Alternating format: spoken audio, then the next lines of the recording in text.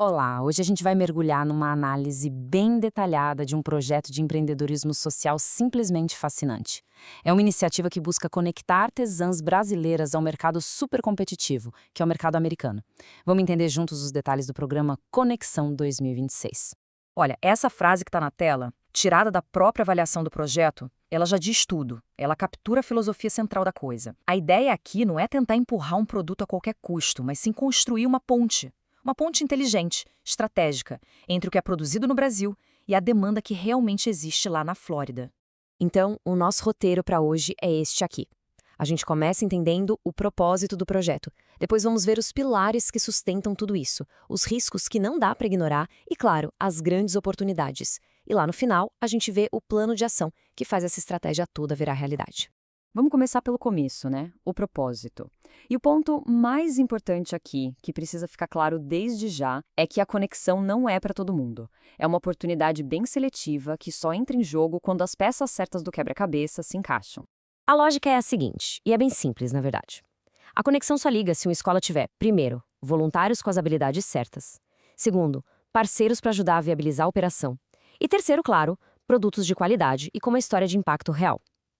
Se faltar a um desses três, o projeto simplesmente não é ativado. Isso evita um baita desperdício de tempo e de recursos. É uma abordagem, sim, incrivelmente pragmática. Beleza. Agora, o que sustenta essa operação toda, né? O que torna isso viável, mesmo com recursos limitados? A resposta está em três ativos muito especiais que formam a base, a fundação do programa. O primeiro pilar, na minha opinião, é o coração de tudo, a autenticidade. O artesanato aqui não é só um objeto bonito. Ele é um veículo para uma história real, verificável, de impacto social. E lá no mercado americano, que valoriza cada vez mais o consumo consciente, essa narrativa é um diferencial competitivo que ninguém consegue copiar.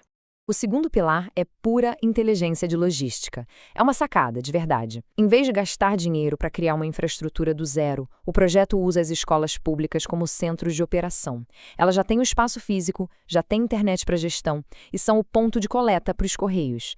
É o máximo de eficiência com o mínimo de custo. Genial. E, fechando os pilares, temos as pessoas. O capital humano, voluntários super qualificados do programa Adote uma Escola, oferecem de forma remota competências que são cruciais, como design de produto, marketing digital e a parte mais complexa de todas, que é documentação de impacto social, o tal do ESG. Isso elimina custos que, para uma operação pequena, seriam impossíveis de bancar. Bom, mas nem tudo são flores, né? Uma análise estratégica de verdade tem que olhar para os riscos de frente. E o documento que a gente está analisando é muito transparente sobre os desafios, os obstáculos que o projeto vai ter que superar para dar certo. E tem um risco em particular, sabe? Uma mudança quase sísmica nas regras de importação dos Estados Unidos que muita gente, inclusive algumas análises de inteligência artificial, deixou passar batido. O que será que é? A resposta é essa aí, ó, o fim da regra de minimis. Essa é uma mudança que, na prática, joga por terra os modelos de envio antigos e força o projeto a reinventar toda a sua logística.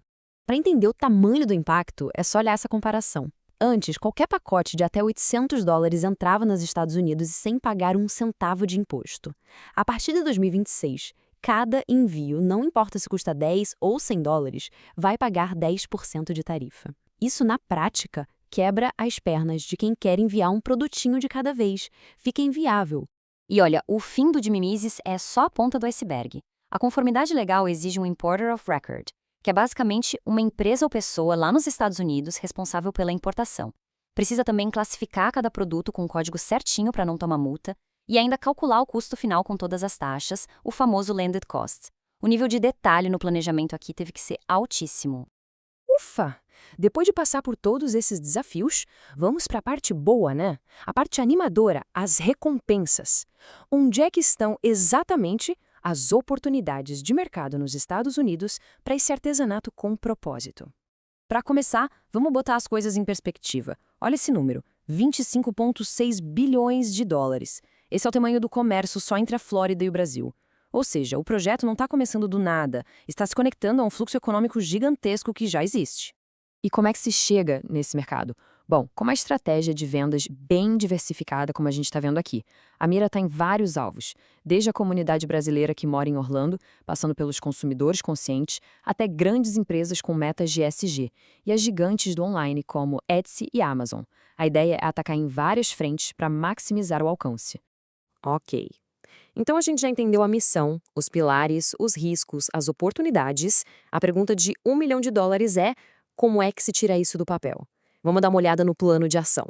O plano é bem pé no chão, dividido em 3 fases que vão evoluindo.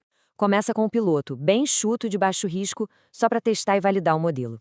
Depois, a operação se expande, com mais produtos, mais canais.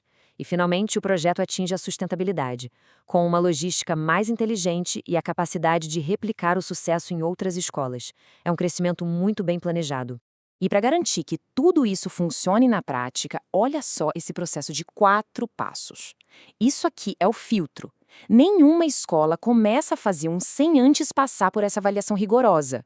Isso só reforça aquela filosofia central do projeto: ser uma oportunidade seletiva, ativada só para quem está realmente pronto para o jogo.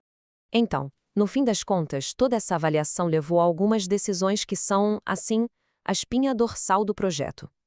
Primeiro, a gestão de risco, com essa avaliação obrigatória e o foco em produtos mais simples para fugir da burocracia. Segundo, a resposta à crise logística, criar um estoque local em Orlando para driblar o fim do de mínimos. E, finalmente, o compromisso com o impacto social, garantir que 15% de tudo que for vendido volte para a escola. Cada decisão dessa é um pilar do plano. E para a gente fechar, voltamos para essa ideia, essa filosofia poderosa que guia o projeto do início ao fim. A conexão não é uma pressão para crescer a qualquer custo, mas sim uma ponte que se constrói, que se materializa quando o propósito, as pessoas e o produto se alinham de uma forma perfeita. É uma lição, sabe? Não só sobre exportar, mas sobre como construir negócios de impacto de um jeito inteligente e, acima de tudo, sustentável.